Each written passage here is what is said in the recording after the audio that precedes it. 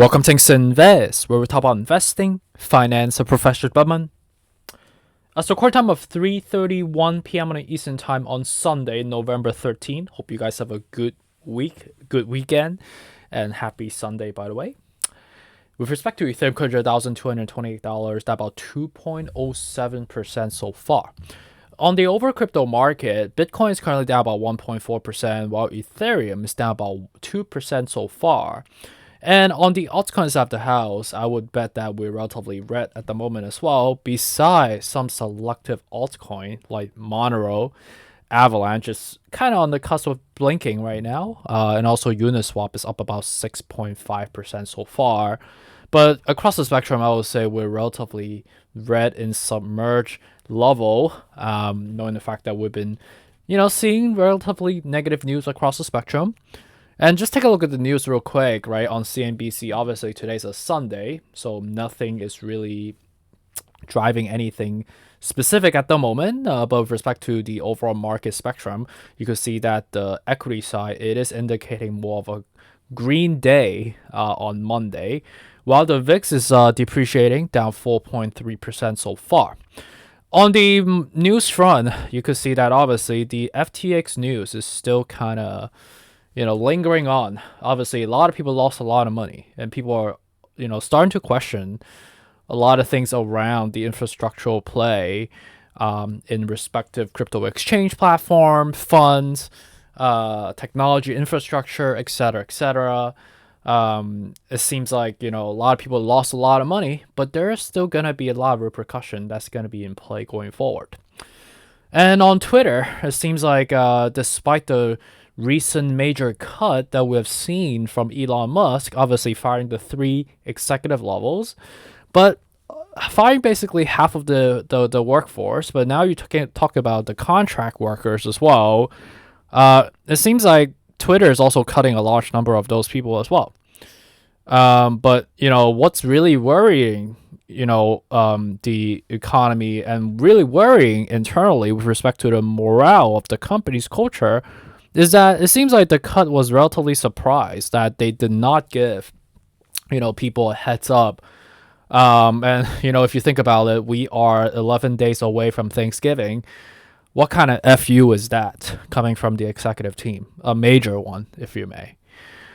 So this is pretty much on the news front. Obviously, with respect to the digestions of the election, it seems like, it's quite mixed bag still, a debate between the Democratic side or the Republican side, but seems like I would, just based on my high level synopsis so far, it's definitely leaning more towards the Democratic side, if you may.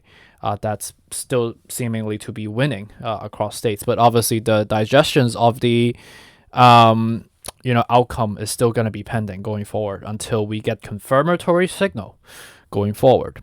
So let's just dive into technical without wasting more time with respect to recording time of 3:35 p.m. on the Eastern Time. We're at 12:26 at the moment, down 2%. And at the moment right now, you can see clearly we are gliding at the level that we identify, right? Is basically 3 respective levels, right? One is 1650, 1450 is the next level, and 1250. So what side of the spectrum do we see as we going right now? You can see that we are quite, extended with large separation, and you can see that we leap down on the technical front on RSI. So inertia is relatively stale on the daily.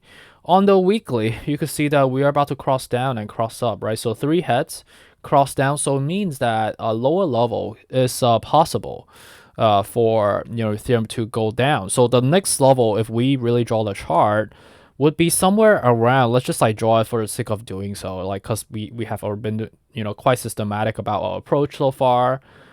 So next level is going to be somewhere around 1050, right? So which is very logical. These are numbers that we've been calling so far.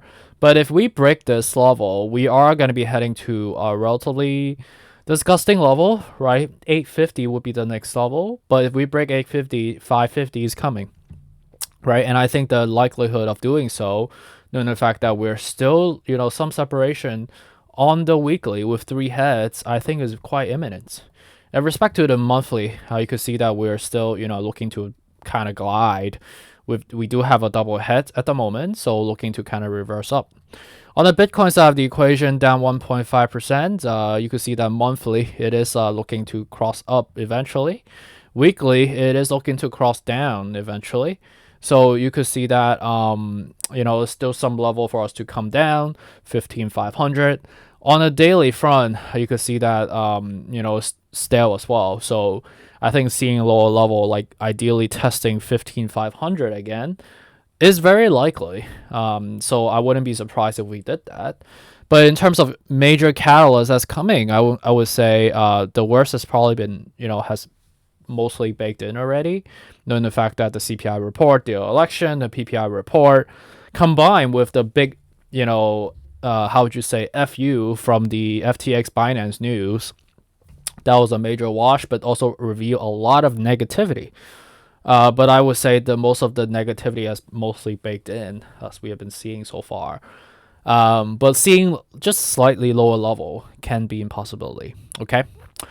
Well, so that's really it on the technical front. It's a shorter update than typical. There isn't a lot of news that really exogenously, affecting us at the moment. So we're just kind of gliding away. But it is indicating more of a green day tomorrow. So that's a good thing, I guess. And tomorrow I'm actually flying to Toronto, so I actually won't be posting tomorrow and the day after. The Canadian government actually invited me to have dinner with some of the executives. It's going to be a private dinner. So I will look forward to spending some time in Toronto. And in the meantime, feel free to reach out via, Patreon, which I typically would have the best access to. Obviously, YouTube, for me to be filming, I need to be in front of a camera, as you can tell, in my bedroom, ideally. But yeah, I appreciate you for all your support all this time. You guys are really amazing people. And I hope that I'm being helpful in any ways. Well, have a good rest of the weekend, and I'll check you on the next one. Take care.